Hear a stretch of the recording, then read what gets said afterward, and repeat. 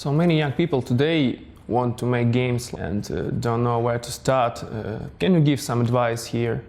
I like pizza, but I don't want to work in a pizzeria. Can you name one thing that stands out of all the others? Oh shit! There goes Duke Nukem. I thought 3D game, a real 3D models and shadows and the lighting and everything. You have many great ideas, but technology could let you down. You know, if they do like this to me, well, look at the camera and wink. Come get some.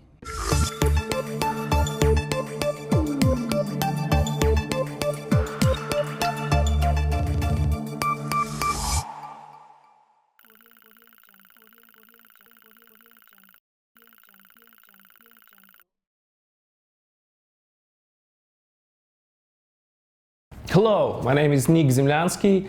I'm editor of Haber.com, and today we're gonna talk to Richard Gray, a great, famous level designer, founder of Ritual Entertainment.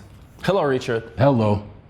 Richard, we know the great things you've done in game development, from levels of Duke Nukem with its famous "you're not supposed to be here" Easter eggs, to design of American McGee Alice levels, these tricky levels, to Island in Space deathmatch design, to heavy Metal F.A.K.2 and scene, and I know you even helped Crow Team with Serious Sam, which is a very popular game in Russia. So, after all, what do you think stands out of this list for you? Or maybe I didn't name something. What do you think is the biggest? Well, first I must correct, I only helped a little bit with Alice. That was Rogue Entertainment's game, and towards the very end we helped. Ritual went over and helped some of us, helped them during the last crunch mode. But that was all their game. I just went in there to help. And the Crow Team, I never did anything for. I thought that was one of the coolest games to come out because it was nothing but shooting and killing things. It didn't have all the gizmos and all the stuff that started happening with games. It was just a lot of guns, a lot of ammo, and a lot of monsters. And so I told them that, and they put my endorsement. I said, a Crow Team has a game. So that's the only thing I did for them. The game was all theirs. Can you name one thing that stands out of all the others that you've done? It would have to be Duke Nukem, the very first game I worked on. Still, after all these years, it's the one. People don't remember me, people don't remember my name, but all I have to do is say, "You're not supposed to be here," and they say, "Oh, you're that guy." Great. But it was Duke Nukem was the biggest and best for me, and the most fun. Yeah, that was great. So, after this introduction, let's get to the very beginning, maybe even the time that I haven't been born yet. How did you come to games, to game industry? For me, it started back in the early 1980s. I was making business application programs for a company. And back then, the machines we were using had the old-fashioned cards, the computer cards, that you would write one line of code on and put the card down, and one line of code, put the card down. Punch cards. And and maybe one dumb monitor to watch what's going on. But the company I was at got a brand new Hewlett-Packard mainframe computer. It was a very big step up. Drum disks and monitors for everybody, including the programmer, who was my boss and I. But somewhere one day they bought a new mainframe, a Hewlett-Packard, and I found a little subdirectory called Games. And there I found a game called, it's known as Adventure, but it was called Colossal Cave. And it was a simple text adventure. Anyone who, if nobody knows, if somebody doesn't know that, the game would tell you you're in a room, and to the left there's a door, and to the right there's a door, and you would say go right, go left, and that was it. And you'd find treasures, and you'd get lost in mazes, but right then I was hooked on games. I thought I have to do this for a living. And at the time the only games were in arcades. There were arcade games, and the Nintendo was out by now, but it was simple little games with pixels for graphics. But I made, in COBOL, which is a business programming language, I made my own text adventure game, and I made ASCII art to do poker games, but I knew I couldn't make computer games, write the engines, because you have to be very smart to do that. So I went to university to take computer engineering, thinking that would help. And I did that, and 6 years later, graduated, and I still couldn't make. I just wasn't smart enough. And so then I went to an aerospace company to do software engineering there. And about 2 years after that, a game came out. First, Wolfenstein came out. And that was a sensational game. The very first real shooter, first-person shooter. And then Doom came out shortly after that, a year later. And again, a fantastic game everybody knows. And then for me, the critical point was for free, a utility came out called DEU, the Doom editing utility, which allowed anybody, and id said this is okay to do. You could go in and make your own levels. And the very first thing I did was I went into one of the Doom levels, E1M1, the very first one, and I went in, and in the very first room you come into, there's a window that you can look out, but you can't get through. It's too low. And I went into the editor and I lowered the floor and raised the ceiling, and then went back into the game, and I could walk through, and I just it was like seeing God for the first time. I couldn't believe and this is how I realized I can't program, but I could make, and there was no really, it was called level designing by the people who did it, the John Romeros and people, but the outside world didn't know what a level designer was yet. But I thought, this is what I have to do, and that's how I got started. And I spent every moment, it was a true passion for me. I spent every moment I had outside of work, weekends, nights, and just made levels. So let's find out some details of that period. You said you sent a diskette with your levels to it, and tell me what you expected from it and what was the answer. Did you wait too long? How long did you wait? That was, I still look back and laugh. I laughed, and then also I feel good about myself. Again, wanting to get into games for so long. By now, this had been 10 years of me thinking I wanted to do games, but then thought, no, I can't do it. And then here comes level designing. And so then I just had this passion that nothing, even if I didn't get hired, I still had been making levels and doing game stuff, even though I wasn't getting paid for it. But I thought, I've got to try, and I took that, the 4 levels I did, they were received very well on CompuServe. I got good comments. And so I put on a floppy disk and wrote a letter, on a piece of paper, and put them in an envelope and mailed. You know, there was email, but there was no sending data back and forth. And I, like the old days, mailed this to Jay Wilbur, who was the CEO of id, and thought, they're not even going to open the envelope. I'm sure they get thousands and thousands of fan mail and stuff. But I did it anyways, and I sent it to them. And then I think it was about a week later, maybe 2 weeks later, I was going to work as usual, and I came home, and it was the old-fashioned phones with the voicemail. It had a tape recorder and the light beeping. And I picked it up, and it didn't have ID. I had to listen to who it was, and it said, "Hello, Richard Gray. This is Jay Wilbur." And I almost pooped in my pants. I just, holy cow! I couldn't believe. And real nice, he real nicely said, "We're sorry, this was a great idea." I had sent them a letter saying, "This is such a great game, and it's a great engine, and I know if you would let me and my team," and it was just me, but if you'd let me and my team make new art, we could make a World War II version of Doom, or make we know it now as just a reskinning, but this was something that wasn't done much, if at all. But he said, "Sorry, we can't let you do that, but thanks anyway for." But I was just so, and that made me even more, him saying no made me even more passionate to get, and so I made it even more. By this time I was working on blood levels. You know, I was already, had my foot inside the door. Tell us a little bit more about the time. Maybe describe your typical work day back then. Well, I'm sad that I'm hearing, before doing this interview, I'm hearing that it's still very much the same with it's called crunching in the industry, where you work almost every hour of the day, and you work on weekends, and it's just, but we were in that, that's how we worked on almost all of our games when I look back.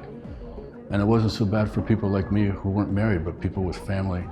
But a typical day would be, gamers start late in the day, usually 9 or 10 o'clock.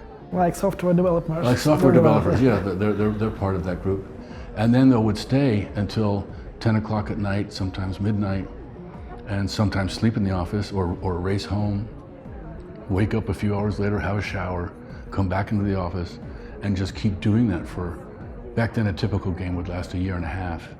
And it gets worse and worse as you get closer to the end, where you do sleep in the office for sometimes for weeks. It's just easier to lay down on the floor near your desk than it is to drive home and drive back. So it could be brutal, but that was typical. But it was still fun making games. So in some movies and series today we can see that software developers of that time look like small project teams. How did game development teams look like at that time? The same, or is there some difference? No, very much the same. As far as I know, I never worked in software development. I was a software engineer and a programmer, but never a software company. But we had the very same, very small teams. Like a game like Duke Nukem, there were probably 8 core members, and then another 4 to 8 people who would come and go, like contract artists and things like that. So very, very small teams. The entire game Duke Nukem was done, just the levels were just 2 people for all the levels in the game. And nowadays you have 20 people can work on just one level. So yeah. I miss those days too. So actually, you created the Pascal eggs. Pascal eggs, Easter eggs. Yeah. Easter eggs. I was not the first one to do an Easter egg by far. There were Easter eggs in games since the early 1970s. And then the one who's famous for doing Easter eggs and hidden stuff is John Romero in Doom. Mm-hmm. I mean, he had stuff all over. And not just John, and the other level designers too. But for some reason, that one, you're not supposed to be here, has just made this, and I don't know why. I've actually had people come, 2 people will be talking, and I'll come up, and before when people who knew me could recognize with the mustache and the long hair, and they'd say, "Oh, that's Levelord," and the other person would say, "Who?" I said, "Richard Gray, Levelord." I said, "Who?" And they said, "You're not supposed to be here." "Oh, that guy." So I don't know why that was, and Alan had just as many, Alan Bloom, the other Levelord, he had hidden Easter eggs all over the place too. But that one for some reason, and I can't tell you why. Other than, in movies, a lot of times the actors will be doing their parts, and one of them will look at the camera and wink, acknowledging that they're on film. And maybe it's because of that it was me, the level designer, saying, "I know you're here in the game. You're not in reality." But it was something like, in theater there is a term which called fourth wall. So by this phrase, you broke the fourth wall. Yeah, you broke through and you're behind the set now. Yes. Let's get back to the old times. How did you come to the principles of level design? Yeah, I'm not sure. I mean, there's obviously a format and formula for making a level. You would start out with an idea, and then you would draw diagrams and write things down so you can, number one, remember it yourself, but then you also have to explain it to your other colleagues what you're going to do.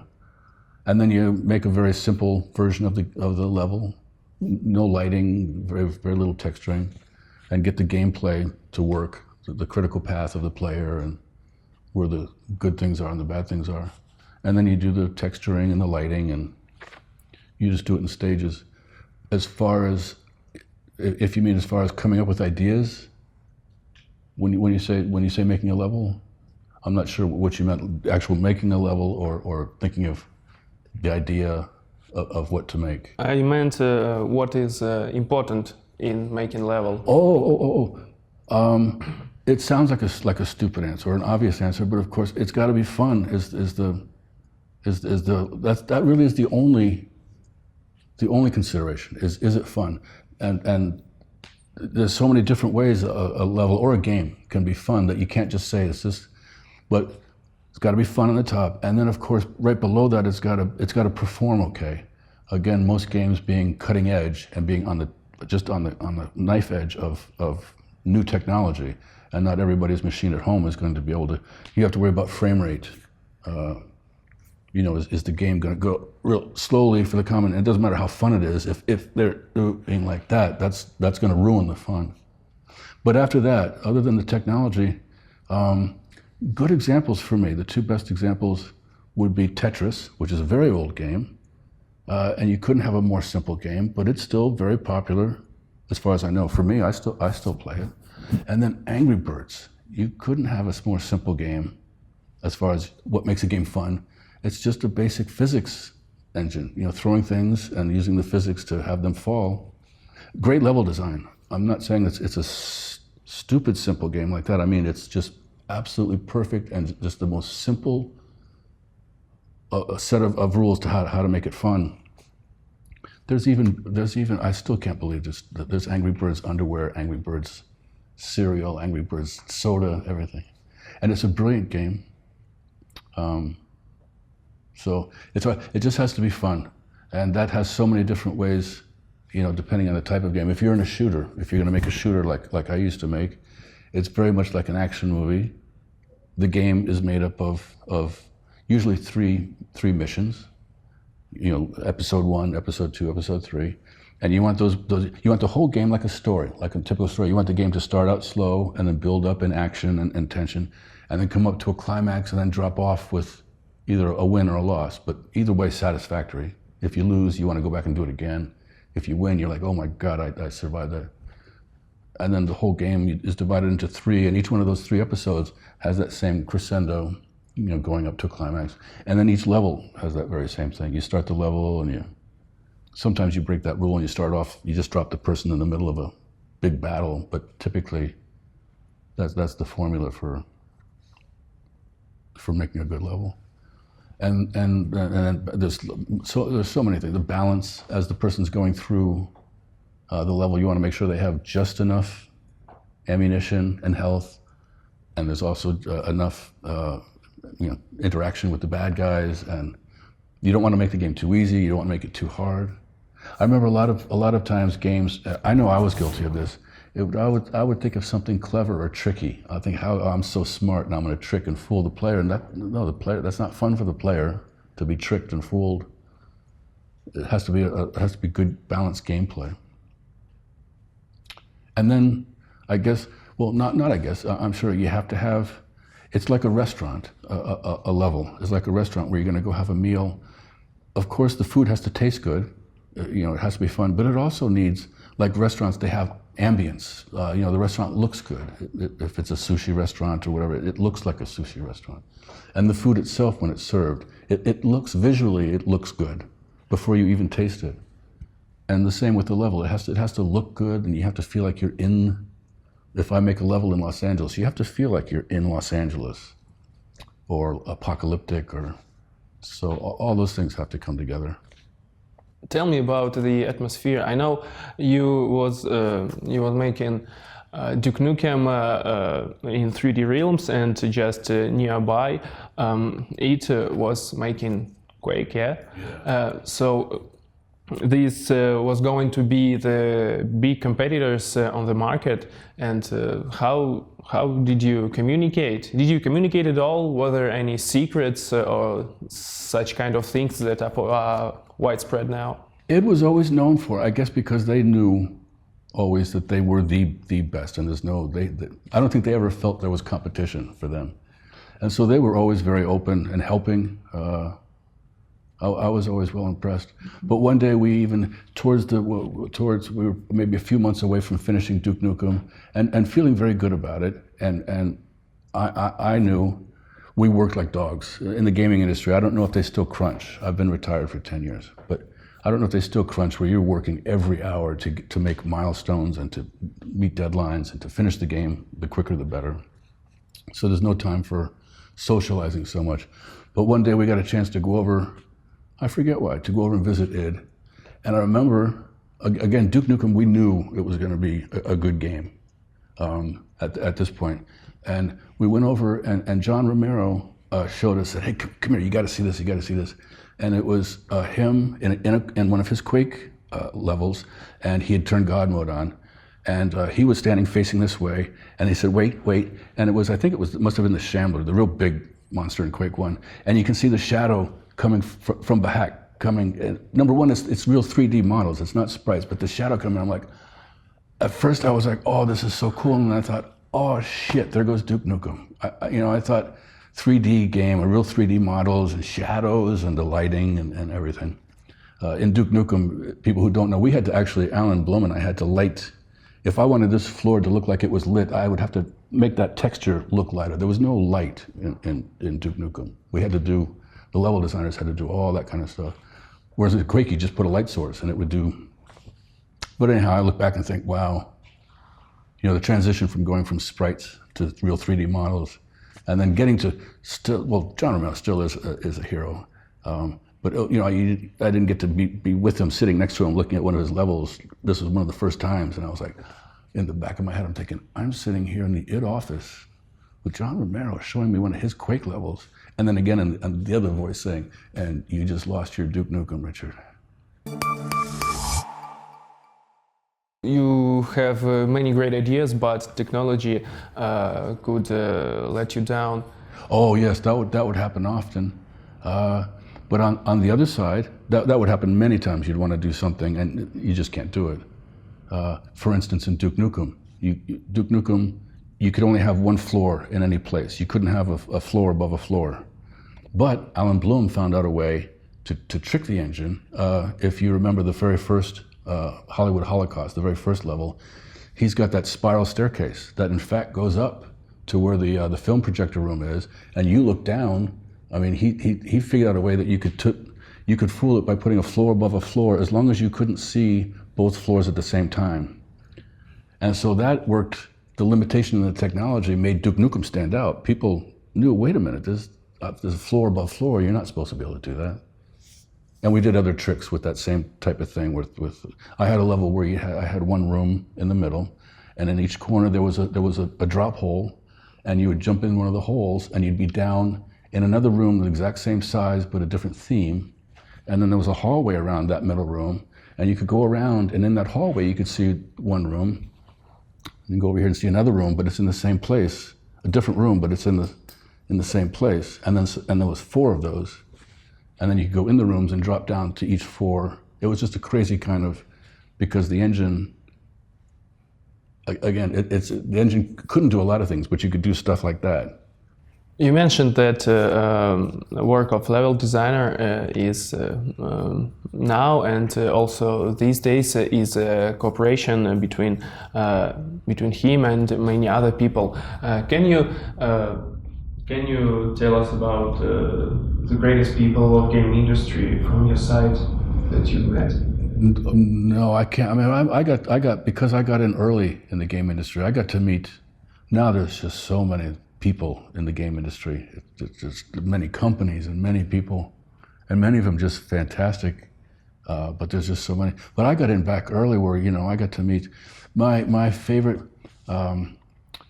Again, I found that text adventure game that very first got me interested in games, and then I went to university, and halfway through university I bought a Commodore 64, and then bought a few games. Of course, I wanted to play games, so I would know games, and then I bought Ultima 4, Richard Garriott's Ultima 4, and started playing that. And I had a pretty good GPA. My grade point average in school was pretty good, not perfect, but I was doing well. Ultima 4 came out, and my GPA, I still had a year and a half to finish school. My GPAs just started doing, because I couldn't stop playing. Just one more level. And my GPA, by the time I did graduate, I was that close to not graduating because of that one game. And but speaking of famous people, I've met Richard Garriott a few times now, and he still is one of my. Often you have heroes, and you get a chance to meet them, and then they're just normal people. But Richard Garriott is still. He's still, whoa. By the time you founded Ritual Entertainment, you had already had a great experience in the industry. What were the key principles that you guide when you founded with your partners your own studio? I don't know. I had only made Duke Nukem, and at the time we left 3D Realms, Duke Nukem had just been released. And although we had a good idea that it was a great game, we didn't know. We just wanted to go out on our own. For me, it's called prima donna syndrome. I thought I was wonderful. I thought I was the best, and I wasn't being treated good enough by 3D Realms. So I'm going to go out and make my own company with these other guys. And so a lot of it was that. And of course, it's even worse when you're the boss. When it's your company, you're not free to do whatever you want. You're not. But yeah, there was nothing really that I brought with me from a past experience, other than having a great time making Duke Nukem, and then trying to do that again. Our very first job as Ritual was the first add-on pack for Quake, and that did very well. It was very well received, and it was the same type of feeling where we all knew what we were doing and we all did it, and we all did it well and we had fun doing it. But nothing was from Duke Nukem other than knowing how to make a game. How did you combine management and level design duties on your job? Because before you founded your own studio, you worked only on level design, and when you started your own business, you should be entered into management too. Yeah, this is what we should make clear. You keep saying you like it was just me. There were 6 of us were owners of Ritual. But it was at one time it was all owners. There were nobody else. Everybody was an owner, and so I was just a level designer. I didn't found the company. The 4 original owners, they were the ones that left 3D Realms first, and they founded. They created the company, and then I came in later. So I had I enjoyed not having any responsibility with managing. We had a CEO who took care of business. So you divided duties between all the founders. So yeah. You do the level design, and the management was a duty of other members. Was others, yes. I don't like being a manager, and we had others that were much better at it. I'm not a good manager. I'm good at making levels, and that's all I did. And it was looking back, I think we all agree, it was a very bad idea to have 6 owners. It's like a boat having six captains, or having 6 popes. Just one.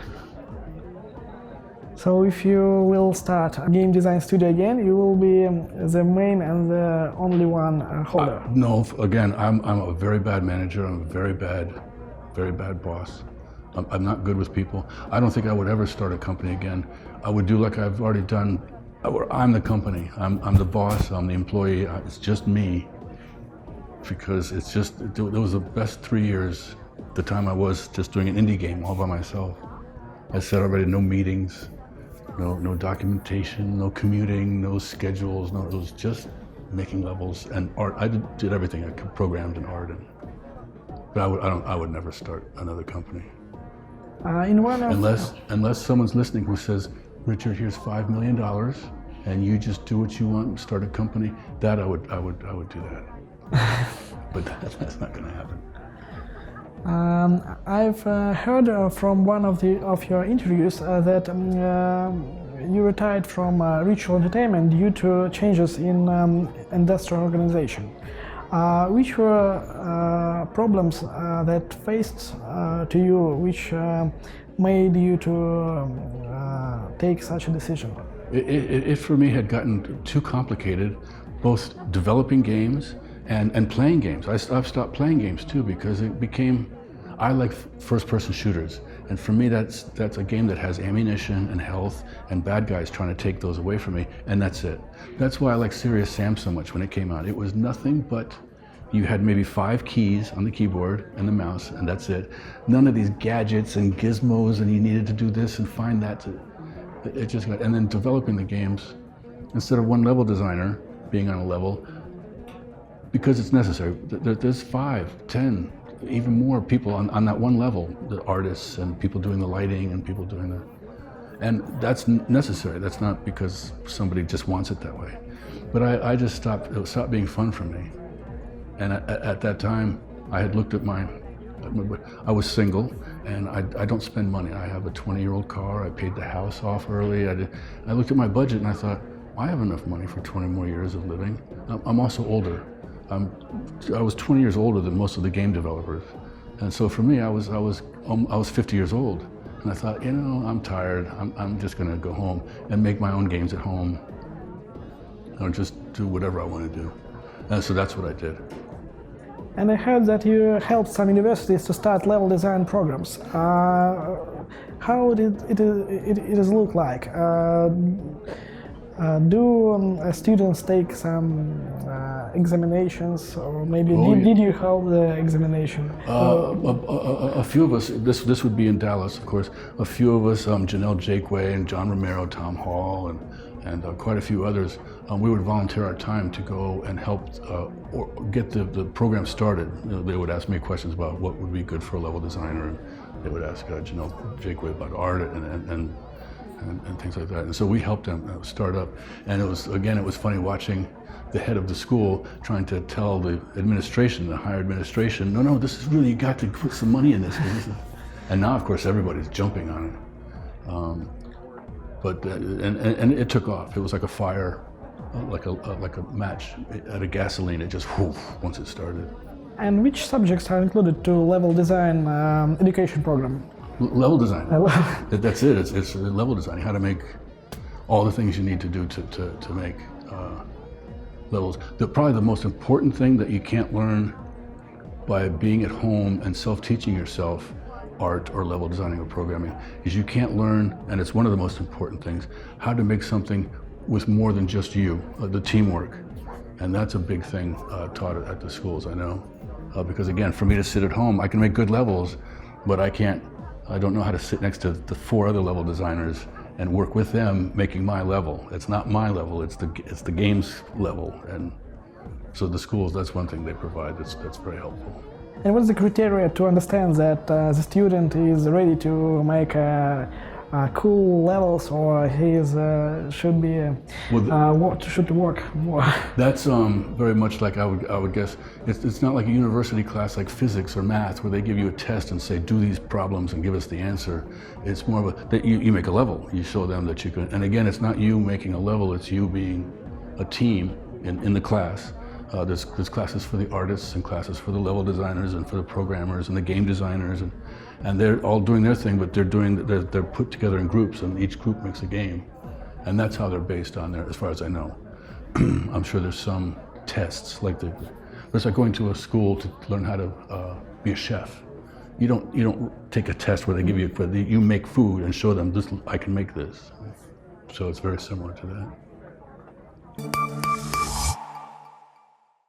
You know, many retired professionals finish their career with teaching others what to do, but I know that you recently, in the recent years, made new levels for new Duke Nukem game, Duke Nukem 3D 20th Anniversary World Tour. And can you please describe all the process of making level on this example? That was one of the funnest things. Don't tell Gearbox, but I would have done that for free. It was just an incredible, 20 years had gone by, and Randy Pitchford had managed to get myself and Alan Blum, the 2 level designers, and we got Lee Jackson, who did the music, and I apologize, I can't remember everybody right now, but got a lot of the original people, and we used the same build engine. It was enhanced to have, now had 3D. It could change the build engine format to actual 3D if you wanted to play that way, with real lighting, dynamic lighting and everything. Or you could play with the old version if you wanted to be nostalgic. But for me to go back in, and I guess Alan and I spent about a year, part-time, not full-time, but he did 4 levels just like the old days. He did half the levels, I did half the levels for a new 5th episode. And we decided to do a world tour. And of course, the first city where Duke goes to famous cities to save the world from the aliens. And of course, the first city I picked was Moscow. And then he picked all of his cities were, except for Egypt. He went to America, Los Angeles, San Francisco, and I can't remember. But I went to Europe. But it was very, very strange we spent a year and a half making the original Duke. And again, crunching. Every waking hour we were there at the office, weekends and everything. So there's a big section of my brain where it's been burned in making Duke Nukem, because it's just burned in. It was fun, but it was very, very brutal, hardworking. And then forget about it for 20 years. And then come back, and now I was in the build, and Alan was always smarter than me. What I mean is I would usually be asking him questions, like, how do you do, and Alan would be sitting there on the original Duke, and I'd be sitting here, and Alan, how do you, and I would catch myself, I'm here in Moscow now, 20 years later, and in my apartment, and I wouldn't physically look, but I'd get this urge real quick to Alan, and I was like, no wait, Alan's in California making his Duke levels, and I'm in Moscow, but it's so much in my head, the old days. But it was a lot of fun, and it brought back some of the questions you've been asking about using this old technology, the things I could do now in a Duke Nukem level. Before, you had to be very sparse. You couldn't do very many things with geometry and sprites and stuff. Now you could just about do whatever you wanted because the machines now can handle it. The machine, device. So that was kind of cool. I had a lot of fun making that, and to hear Duke Nukem talking in the background, and I think it was well received. I've never heard about sales exactly. It's on Steam, of course, and Xbox and PlayStation. I'm not sure how well it did. I expected a huge fanfare of emails and stuff, but not much. But who knows? I think because the technology is old, maybe because it is an old game, and there's gamers who they know of Duke Nukem, but they don't know. Like again, thinking of movies, I like old movies from before I was born. I like old movies, black and white. But a lot of people won't watch just because they're black and white. They won't watch the movie. But to answer your question, that was a lot of fun doing that 20th anniversary. After Duke Nukem, are you doing something in game development? Maybe you help people with level design? I have done some helping, not with level design so much. When I very first retired, I went home in Dallas and made 2 hidden object games all by myself. And it was the most wonderful, for all the reasons that I left the industry. Here was the most wonderful place to go. No meetings, no commuting, no documentation, no schedule, no deadlines. I could just make games without any concern other than just the game. And I spent 3 years and made 2 hidden objects games. They weren't great, of course, but for one person, I still look back and I think, that молодец, Richard, good job. And they made sufficient money. In fact, I was surprised. And then since then, though, my mom got sick, and she's better now, but my mom got sick for a year. And I went to help her in rehabilitation, and then came back to Dallas. And I stopped doing everything. I was just sort of, after being a year away and with my mom being in such bad shape. And then all of a sudden I found myself here in Moscow, married with a daughter. And so now I really am retired. I don't do much of anything professionally, but I do play with Unity and Unreal. I make little prototypes and just try things just for fun. And I might, right now for the very first time, I'm making a game on the Android, on a handheld, which I thought I would never do because I don't like playing. It's small, I'm old, I can't hit the buttons quickly enough. But now, with this game, I'm thinking, oh no, wait a minute, this is kind of cool. And you go on Subway, everywhere you go, people are playing on the handhelds now. It's the place to be. So I don't so much help people. I have helped. There's a very good game company here owned by one of my friends called Game Garden. I've helped them a few times with Fairy Tale, one of their time management games. And I have another friend I help with, it's a bubble shooter, but nothing serious, nothing like, making my own game and releasing it. And though I might soon. What is your favorite from Made of Russia? Maybe some food, places, weather, people? That is a very difficult question, and one that I get asked both here and back in America. Why? What's over there? And I can never pick because there's just about the only thing I don't like is the winter. It's very serious. But everything else, as you can imagine, leaving your home and leaving everything behind. I still go back twice a year, but I mean, everything I know, family, friends, just everything is back there. And so every day, at one point or another, I get homesick. I miss something that's not here. Not that we don't have it here, but it's not what I'm used to over there. But so there must be a reason why I'm here, and it's because I like the Russian people are fantastic. some of the best people I know. Generally, we have bad people here, but I like the food. I've put on 10 kilograms since I've been here. I love Moscow. My favorite city before I came here was New York, and Moscow has the same feel to it. It's fast and it's not dirty bad, but it's an old city and it's busy with the cars and everything.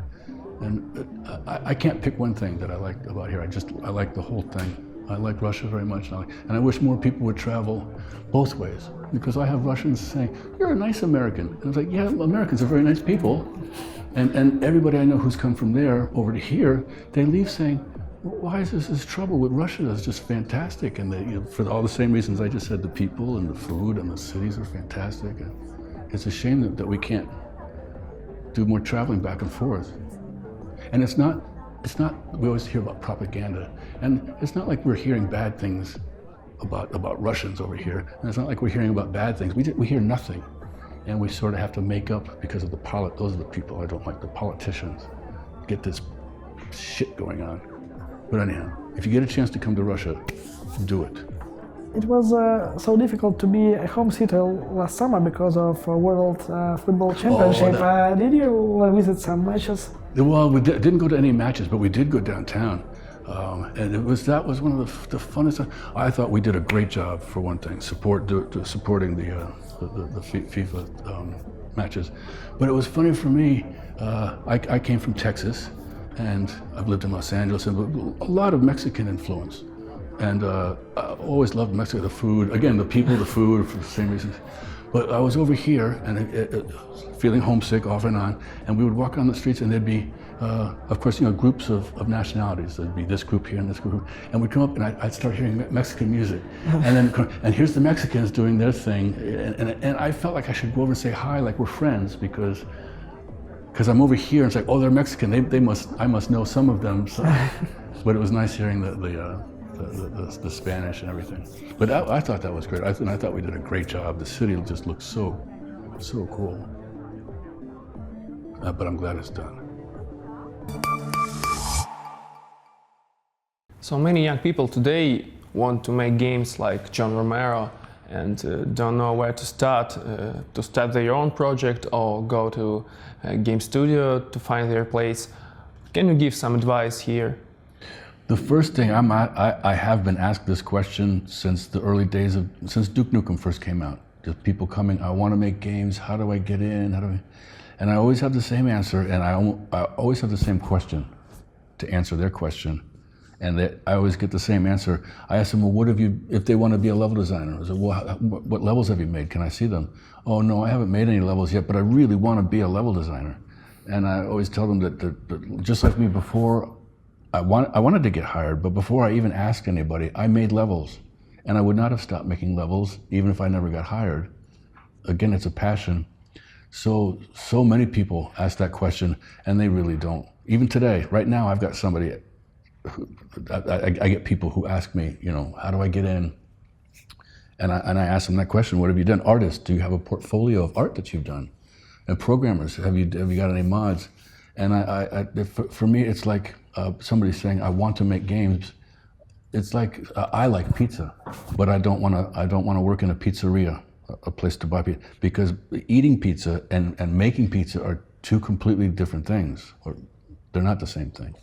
And it's a lot like that. If somebody wants to make games, wants to make levels or art or program, they should be doing that already. There's free tools out there. There's no excuse to not be doing it. And that failing, then you should go to one of the schools. We have great schools here in Moscow. The business school of the School of Management and Information here in Moscow has a nice program. And around the world, back in America, I helped get started 2 universities. There's private schools. So nobody should be asking that question. They should just be doing it. It's very obvious. Either you're doing it already and you have something good to show somebody who has a company that would hire you, or you go to a school and go through that. But to come up to somebody and think, I've got a magic answer, oh, well, just go to this good website and click on yes, and you'll be in. It's not like that, of course. And again, most people who say, I want to be in the game industry, have nothing to show for it.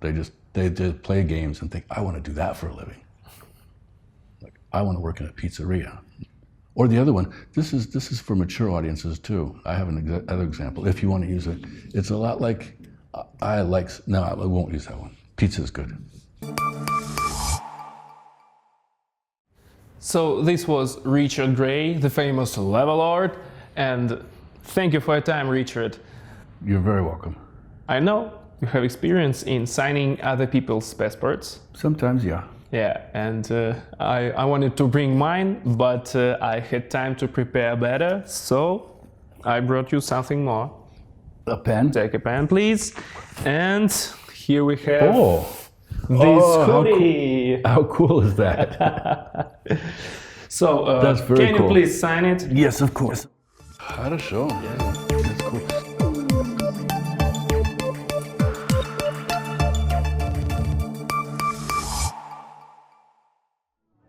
One, two, three. Zarodinu, Levelord Veliki. No, I still feel bad. I've lived here for 6 years, and I have tried to learn the language. It's just so pizdiets. Simalakom, Biez Malaka. Собака, собаку, собаком, собаке, собака. По-английски, dog, готов. No, but before I start, I can't think of a come get some. Хорошо, простите. I can pick one thing that I don't like. Zima. Zima is very seriously here.